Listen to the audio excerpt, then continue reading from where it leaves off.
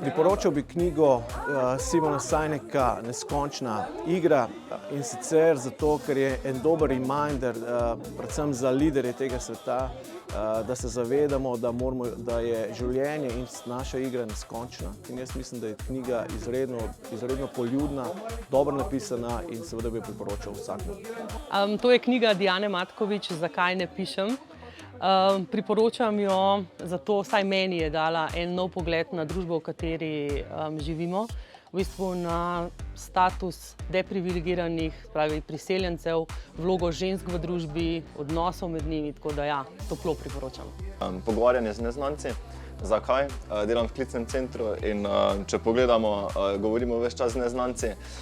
Sam knjige vedno berem po naslovnici, se pravi, če mi je všeč in pa potem, če je zadnji zanimiv odlomek, potem jo se izberem, drugače pa se vrne nazaj na polico. Jaz bi priporočala knjigo od Eckarta Tolla z naslovom Zdaj.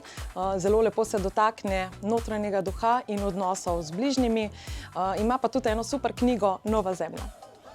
For this knowledge market, my book recommendation would be Daniel Goleman, Stumbling on Happiness. And why?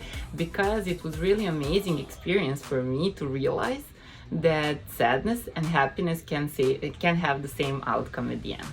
Jaz bi pa priporočila od Boštjana Videmška Plan B. Zelo lepo izpostavil v bistvu te nove vire energije, kakšni so plusi, pa tudi kakšni so minusi. Če imate čas in voljo, da si malo razširite to obzorje, zelo dobra knjiga. Danes v knjižnici v Mariboru bi izpostavila knjigo Kako se učimo in jo kot tudi ambasadorka znanja priporočam, ker vsi vemo, nikoli ni dovolj in nikoli ne bo dovolj. Sama vsebina niti ni bistvena. Pomembno je, da čim večkrat zamenjamo ekran za knjigo in s tem spreminjamo svet okoli nas.